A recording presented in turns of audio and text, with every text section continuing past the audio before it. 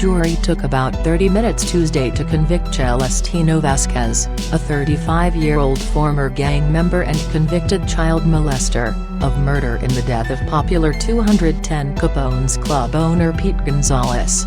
Gonzalez had Rowdy Vasquez removed from the club the morning of March 15, 2015.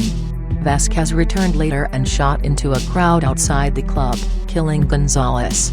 Vasquez, whose street name was Casper, faces life in prison. Sentencing is set for November 2.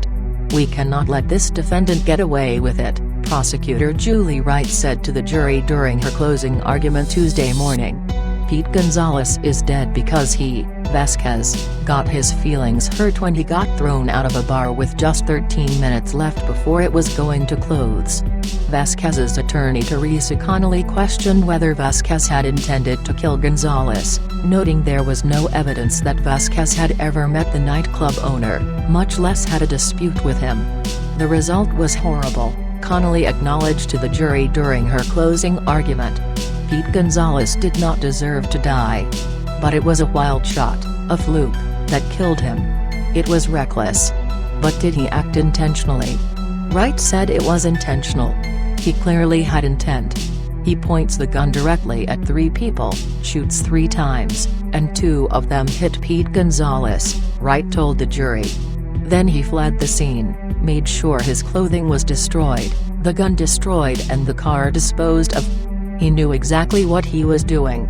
Connolly thoroughly questioned the state's witnesses during the trial, which started last week and ended Monday, but presented no witnesses in Vasquez's defense, hoping instead to convince visiting Judge Raymond Angelini to permit the jury to consider the lesser charge of manslaughter. Angelini declined Connolly's request Monday. Wright and fellow prosecutor Jessica Schultz called as witnesses various club bouncers, friends of Vasquez and even his current wife, now seeking a divorce, Felicia Sandoval, who testified against the father of her 3 children in return for the state dropping a felony charge against her of tampering with evidence. She admitted that under his demands she burned his clothing from that night and initially lied to police. Sandoval, 30, testified that she watched in horror as Vasquez, after being tossed from the club shortly before 2 a.m., pulled up in front of Capone's, stepped out from his blue Crown Victoria and fired several shots from a .380 caliber automatic into a group of club patrons. An autopsy showed 2 shots hit Gonzalez, one of which ripped into his lungs and heart.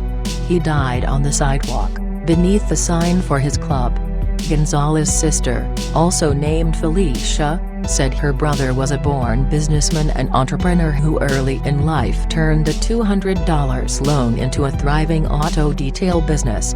He discovered a deep love for rock music while in Europe, she testified, and later brought scores of bands to Capone's, now under new management at 1223 East Houston Street.